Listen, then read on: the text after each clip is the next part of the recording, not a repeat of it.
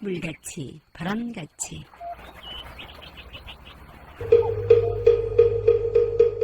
이 세상의 모든 분들이 다 부처님처럼 깨달음을 얻게 하시어 늘 평안하고 행복하게 하소서. 부처님의 큰 광명과 수행으로 모든 업장 소멸하고 무량한 지혜를 얻어서 자신을 제도하고 널리 모든 분들을 제도하게 하소서. 이 세상 다하는 날까지 바르고 선한 일 행하여 부처님의 큰 은혜에 보답하오며 끝내 일체의 뜻을 이루어 온 세상 행복한 정토 세계를 이루게 하소서.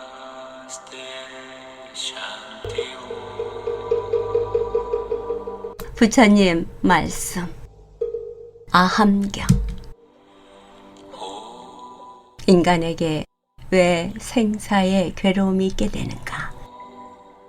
그것은 하나님이 인간에게 내린 벌도 아니고 운명적으로 지워진 것도 아니고 또는 우연하게 일어나는 것도 아니며 결국은 진리에 대한 무지에서 일어나는 것이다.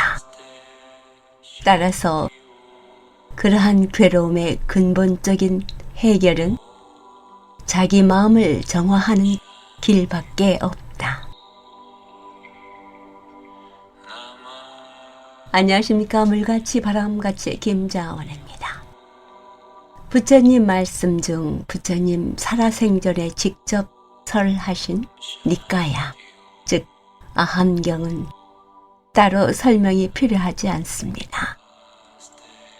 생사의 괴로움은 진리에 대한 무지에서 비롯된 것임을 일깨워 주십니다. 자신의 마음을 정화시킨다는 것은 사실이 아닌 것을 믿거나 진리가 아닌 것에 마음을 뺏기지 않는 일이라는 것 알아야겠지요. 마음 수행이 삶의 고통을 근본적으로 해결하는 일이라는 것 알게 해주신 소중한 가르침 고맙습니다. 우리의 모든 고통이 진리에 대한 무지에서 일어난다고 했는데요. 진리에 대한 무지와 고통이 무슨 상관이 있는지 깊게 생각하게 합니다. 이 세상사 모든 일에 있는 그대로를 볼 수 있는 그러한 마음으로 모든 일을 지혜롭게 생각하고 실천한다면 그만큼 인간 관계나 사물에 대한 마음가짐이 다르게 되겠지요. 고통을 호소하기 전에 마음 살핌이 먼저임을 알겠습니다. 출렁이는 마음 고요하게 지켜보는 수행할 수 있는 시간, 깨침의 소리, 진리의 말씀 전하는 뉴욕 불교방송 진행합니다.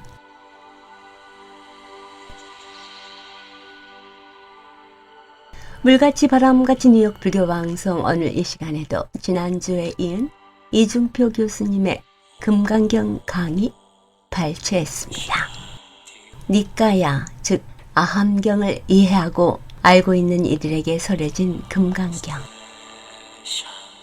우리 몸의 세포는 매 순간 죽어가고 살아남의 반복 속에서 우리 생명이 이어가고 있다. 즉 생과 사가 본래 따로 없음을 깨닫게 하는 경이 바로 금강경이다. 본래 생사가 없음을 깨닫는 것은 지혜를 가지고 성찰해야 다다를 수 있는 것. 그리고 화두는 그 실상을 보는 것. 우리가 갖고 있는 내가 있고 내가 살다가 죽는다는 그 고정된 생각을 깨는 것. 생사가 본래 없다는 것을 인식할 때에 비로소 우리 인간의 근본 고통을 해결할 수 있는 길이 있다. 선정의 수행으로 얻어진 지혜를 가지고 우리 인간의 고통을 해결하는 것임을 거듭 강조하십니다. 희로애락의 파도에 휩쓸리지 않을 수 있는 길, 그러한 길을 제시한 금강경 강의 함께 듣습니다. 이중표 교수님입니다. 그러니까 불교 공부하면서 참선해라 하는데 공부하라. 예. 어떻게 할까요? 앉아 있어 봐라. 화두를 들었는데 왜 화두를 들어야 되죠? 이거 깨치면 부처되니까 한번 들어봐. 그 화두를 여러분들이 들었을 때 정말 고통의 문제가 있는데 이 화두를 갖고 깨야 되겠다고 생각합니까? 화두만 깨면 뭐가 될 거다라고 생각합니까? 제 경험으로는 제가 어려서 어디 절에 가니까 스님이 화두를 주면서 이 화두만 깨치면 네가 부처된다. 정말 나는 그 화두만 깨치면 부처가 된다 해서 부처가 된다는 것이 이렇게 쉬운 일이냐. 이걸 깨쳐야 되겠다. 그래서 화두를 열심히 들다 깨쳤습니다. 그래 갔습니다. 스님, 화두 깨쳤습니다. 뭐냐? 나한테 준 화두가 구자 무불성이었어요. 걔는 불성이 없다는 겁니다. 그래서 제가 알았습니다. 뭔데? 불성이면 다 같은 불성이지 무슨 사람 불성, 개 불성이 또 있겠습니까? 나는 이제 아주 의기양양했습니다. 제법 그럴듯하지 않아요? 스님이 저보고 그래요. 행자, 예, 어떤 놈이 대답을 했는고? 저는 그때 철퇴로 맞는 것 같았어요. 이야, 막 생각이요. 곧 알 것 같아. 마른 놈이 곧 보일 것 같아. 근데 막상 막막한 거예요. 우리가 지금까지 너무나 확신을 가지고 나라는 놈이 있는 것처럼 생각했던 생각이 깨지는 것들이었어요. 화두는 그렇게 해주는 겁니다. 그런 의미를 갖고 있는 겁니다. 화두를 깨쳐서 뭐가 될 리가 없습니다. 화두를 깨쳤다고 해서 새로운 것이 하나 뭐가 나오거나 생기거나 하지는 않는다는 것이죠. 실상을 보는 것입니다. 화두 속에 실상이 있습니다. 지금까지 있는 줄 믿었던 생각들이 깨지는 것입니다. 얻는 것이 아닙니다. 우리가 나를 찾아보면 5가지가 있습니다. 그런데 이 5가지가 있기 때문에 생사가 벌어진다는 것입니다. 여러분들이 태어나서 죽는다는 생각을 할 때는 분명히 태어나는 놈을 먼저 전제하기 때문에 태어난다는 말이 있을 것입니다. 그럼 우리는 분명히 지금 내가 태어난다는 말을 하려면 나라는 말이 5가지를 지시한다는 것을 우리는 확인했습니다. 이게 확인이 안 되시는 분, 이걸 못 보시는 분 계십니까? 이 몸뚱이를 나라고 우리가 부르고 있었다는 사실, 이해가 있습니까? 논쟁이 벌어질까요? 5가지를 우리가 나라고 지금까지 부르고 있었다는 사실에 대해서 이해가 계신 분 없습니까? 예, 이것이 정견입니다. 일치하는 견해죠. 사견이 무엇입니까? 어긋나는 견해입니다. 서로 어긋나면 이건 정견이 아니라고 부처님 말씀하셨습니다. 우리 안에 영명한 자아가 들어있다. 이놈은 색깔이 시커멓다. 어떤 사람이 아니다. 우리 안에 있는 영명한 자아가 있다. 이것은 색깔이 하얗다. 확인이 됩니까? 안 됩니까? 두 사람이 만나면 뭐가 일어나겠어요? 성선설과 성악설입니다. 어떤 사람은 성선설이다. 어떤 사람은 성악설이다. 불교는 뭡니까? 무아설이다. 무아설에는 논쟁이 있겠습니까? 없겠습니까? 성선설과 성악설은 부딪히면 싸우겠습니까? 안 싸우겠습니까? 그 전쟁이 지금도 계속됩니다. 이건 안 끝납니다. 이건 진실이 아니고 진리도 아닌 것입니다. 온이 괴로움입니다. 왜냐? 이것은 변해가고 있습니다. 여러분들은 몸은 태어나서부터 계속해서 무상하게 변해갑니다. 그런데 여러분들은 마치 태어나서 죽을 때까지 몸이 한 몸이라고 착각합니다. 이놈이 죽으면 안 된다고 생각합니다. 근데 여러분들은 몸은 사실은 셀 수 없이 죽었습니다. 또 태어났습니다. 한 번도 걱정해 본 적 있습니까? 없습니까? 태어나서 지금까지 여러분들은 몸이 죽었다 태어났는데 수없이 많이 죽었다 태어났겠죠? 여러분들 세포는 지금도 안에서 죽고 살고 있습니다. 그게 걱정됩니까? 뭘 걱정했습니까? 여러분들이 생각하는 날을 하나 잡아놨습니다. 어떤 나냐? 태어나서 죽을 때까지 있는 나이가 있습니다. 그렇죠? 여러분들은 아직 죽을 날이 남아 있어도 죽을 때까지는 나라는 생각으로 그 나라는 생각 속에가 벌써 생사가 들어있는 겁니다. 그 생사를 붙잡고 있는 걸 생사라고 부르는 겁니다. 아시겠어요? 그 생사가 있습니까? 없습니까? 여러분들에게는 지금 있습니까? 없습니까? 여러분들은 그거 붙잡고 있죠? 그러니까 안 죽어야 되겠고 죽은 뒤는 어디 갈까 걱정하지 않습니까? 이게 생사입니다. 이 문제를 해결하신 거예요. 그러면 부처님은 생사 문제를 해결하신 것 같아요? 거기에 태어나고 죽는 내가 없더라는 거예요. 생사가 본래 없음을 깨닫는 겁니다. 생사 없는 놈을 찾는 게 아닙니다. 생사 없는 놈이 어디에 있어서 깨닫자는 게 아니라 지금 태어나서 죽고 있다고 믿고 있는 나의 현실이 본래 생사 없는 구조라는 것을 깨닫는 것입니다. 금강경은 바로 이러한 이야기를 하려고 하는 것입니다. 그래서 이 제일 앞에 나오는 금강이라는 말이 금강 역사가 금강야차입니다. 어느 상황에서 등장하느냐? 만약에 고따마 존자께서 나의 질문에 대답을 해주신다면 고따마 존자에게 어떤 점에 대하여 묻고 싶습니다. 제가 간략하게 이 경의 개요를 이야기해 드리겠습니다. 어느 날 자이나 교도들이 사는 마을에 부처님이 갔습니다. 그 마을에서 사짜까라고 하는 자이나 교도가 자기는 논변에 익숙해서 누구든지 자기하고 토론을 하면 누구나 굴복시킬 수가 있다. 그리고 자이나교의 교리가 가장 뛰어나기 때문에 이 이론을 가지면은 어떤 누구도 굴복시킬 수가 있다. 그런데 부처님이 오셨다는 이야기를 듣습니다. 내가 오늘 가서 부처님을 혼내줄 테니까 동네 사람들 전부 와서 한번 보라. 그리고 부처님을 가서 대면을 했습니다.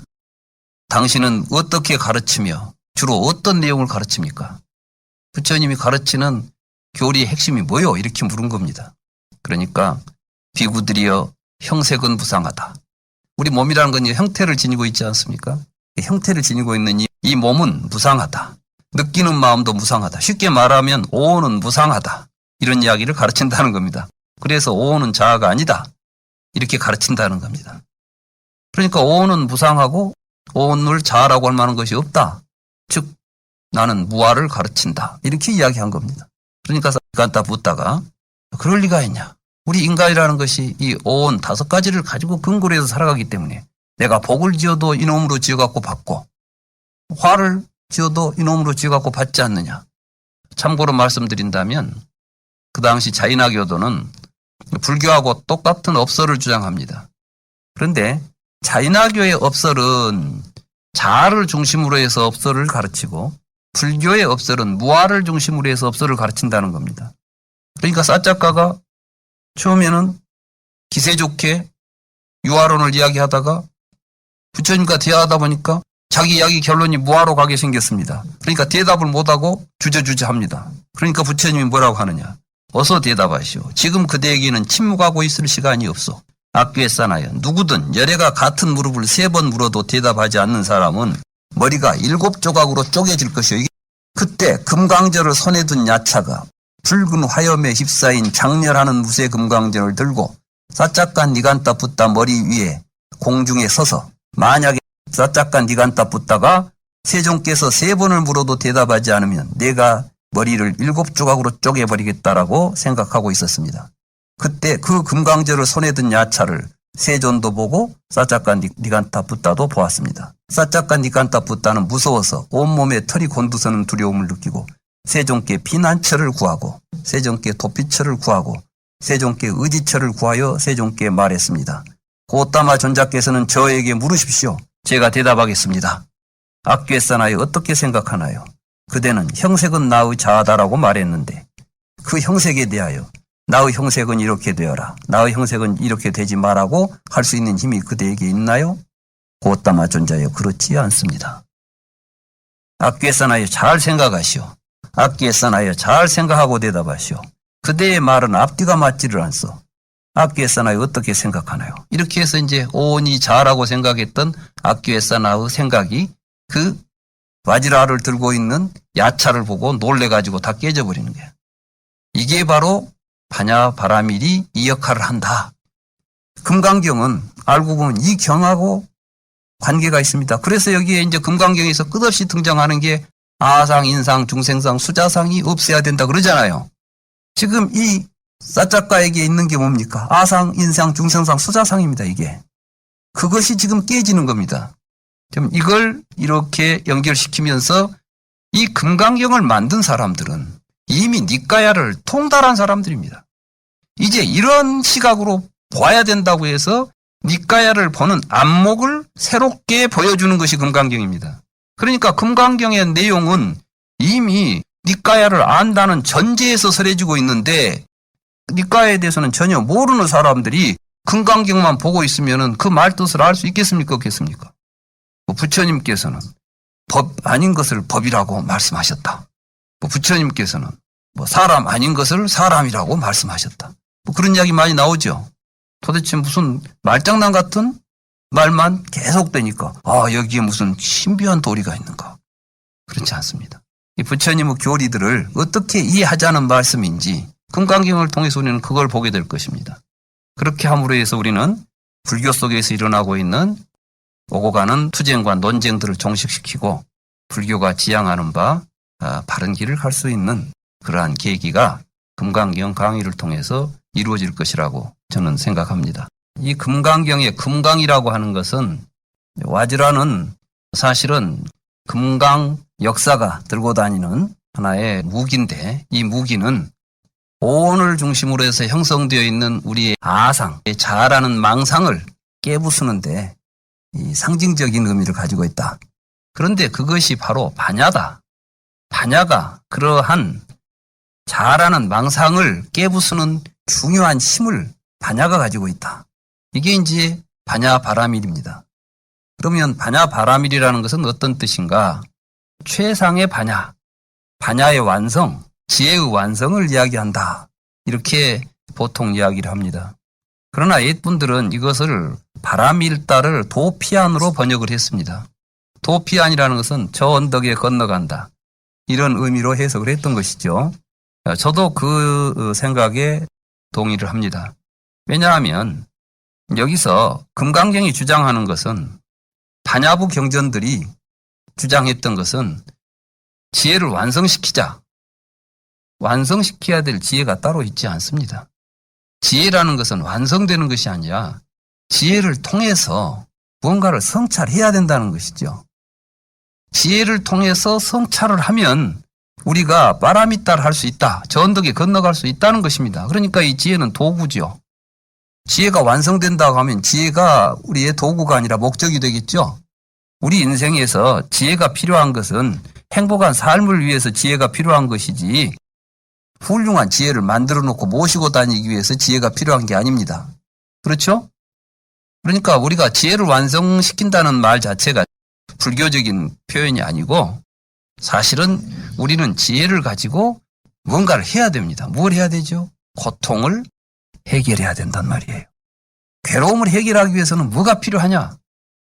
부처님께서는 우리에게 세 가지 수행, 삼학을 가르쳤어요. 계정해. 이 계정의 삼학이 곧 팔정도입니다. 그러니까 팔정도는 8개로 나누어져 있지만 사실은 계정의 삼학 속에 포함되어 있는 것입니다. 정어, 정업, 정명 이런 것들은 계에 해당합니다. 그 다음에 정견, 정사유 이것은 해에 해당합니다. 그 다음에 정진, 그 다음에 정념, 정정 이것은 정에 해당하는 거예요. 그래서 계정의 삼학을 닦으면은 열반에 간다. 부처님께서는 이 계정의 삼학을 공부해야 될 덕목으로 우리에게 이야기한 것입니다. 이게 방법이죠. 도구.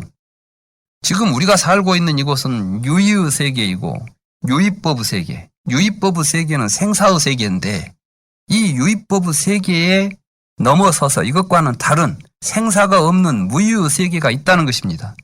그래서 5위 75법에 보면 설일체유부에서 이 세상에 있는 모든 다르마들을 5가지로 나눠냅니다.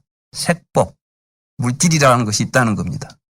심법, 그와는 상대로 정신적인 요소들이 있다는 겁니다. 그 다음에는 심소유법, 그 마음의 작용으로서 일어나는 법들이 있다는 것입니다. 그 다음에 신불상응행법.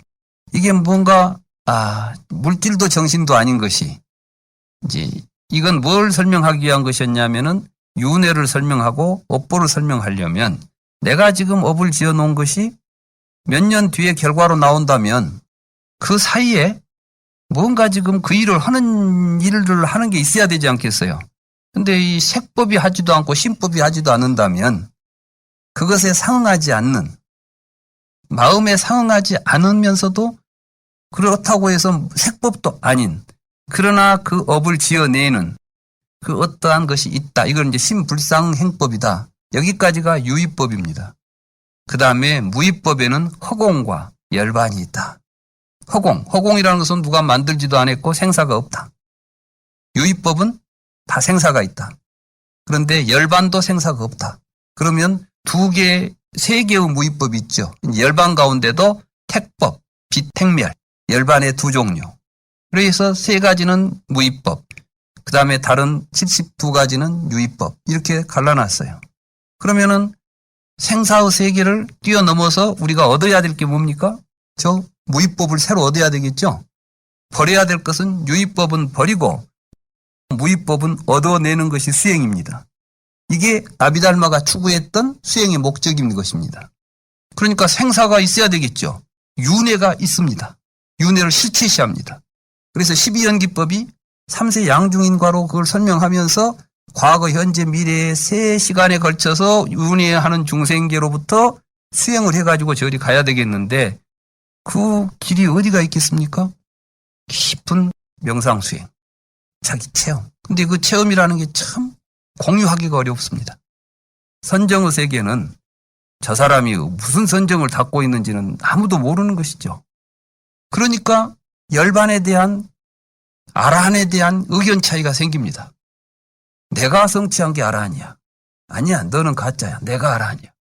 그러니까 아라한을 어떻게 규정하느냐는 문제를 가지고 또 부파가 갈라집니다.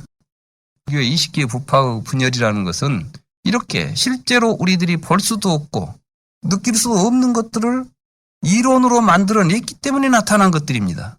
지금 우리 주변에서도 항상 논란이 되는 것은 보도 못한 것을 이야기하니까 논란이 벌어지는 거예요.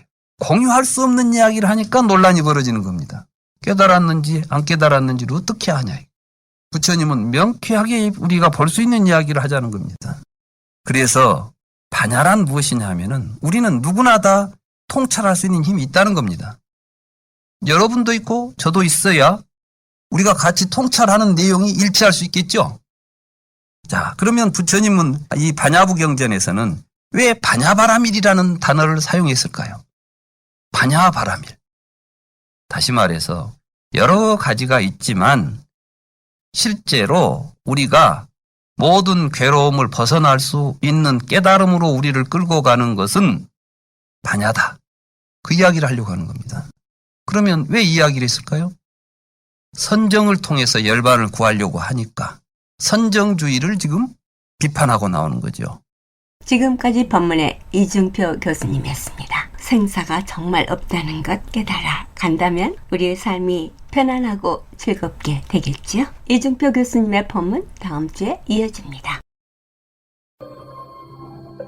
물같이 바람같이 뉴욕 불교방송은 부처님 말씀을 나누는 법당입니다. 전파에 실려 여러분께 다가가는 법문은 진리를 우주 법계에 울려 퍼지게 하는 일이지요. 부처님 법을 알리는 공덕은 금은 보화를 산더미만큼 보시하는 것보다 더 크다고 하셨습니다. 그만큼 진리는 물질적 한계를 넘어선 일인 것이지요. 불교 포교는 곧 이 세상에 행복과 안락 그리고 평화를 선물하는 것과 같습니다. 이러한 일은 어느 개인의 일이 아닙니다. 우리 모두가 해야 할 공덕이지요. 불교방송 후원회원이 되실 따뜻한 마음 기다립니다. 전화 347-512-8097로 해주시기 바랍니다. 지난주 불교방송 후원금 보내주신 정기 후원자이신 김정민 거사님 진심으로 고맙습니다. 물같이 바람같이 뉴욕 불교방송은 여러분들의 후원과 격려로 진행됩니다. 금강경에서 부처님께서는 부처님 법 진리를 여러분께 알리는 공덕은 금은보화를 산더미처럼 보시하는 공덕보다 더 크다고 말씀하셨습니다. 그만큼 진리의 필요성, 그 진리가 우리에게 주는 영향력을 얘기하신 것이겠죠. 여러분께서 불교방송 후원하시면 바로 그러한 법보시를 하시는 것입니다. 후원해 주시고 격려해 주신 여러분 진심으로 고맙습니다. 156과 35회에는 플러싱에 있는 대관음사에서는 매주 일요일 11시 정기 법회가 있으며 법문이 있습니다. 플러싱 대관음사에서는 불교에 대한 궁금증이나 부처님 가르침의 정법에 대해 알고자 하시는 분 전화 718-791-7128 대관음사 주지 고우스님께 연락하시기 바랍니다. 불교방송 후원업체입니다. 이경림 공인회계사 한국과 미국 회계에 관한 제반 업무 믿고 맡기십시오. 문의전화 212-768-9144 사랑과 정성의 H마켓 상품권으로 후원하고요. 중앙장의사 뉴저지와 플러싱에 있는 하봉호 중앙장의사 여러분의 어려운 시간 마음으로 함께합니다. 718-353-2424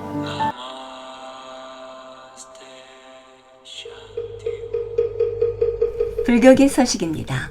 업스테이트 있는 뉴욕 원각사에서는 원각사 선원장이신 임궁 스님께서 수행하고자 하시는 분들 함께 선체조와 참선 지도하고 계십니다. 수행하는데 목말라 하시는 분들이 생각보다 많으셔요. 하지만 어느 곳에 가서 어느 분께 지도를 받나 하고 궁금해 하시는 분들이 계실 것 같아서 알려드립니다. 원각사 선원장이신 인궁 스님과 함께 선체조와 참선 지도 받아보시길 원하시는 분 원각사 전화 845-499-2227로 연락하시기 바랍니다.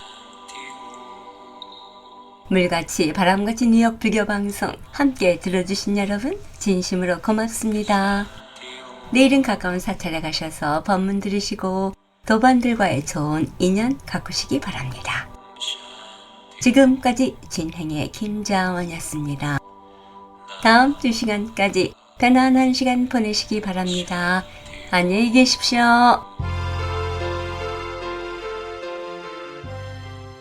불자님들의 4가지 거룩한 서원 김희진이 노래합니다. 사홍서원.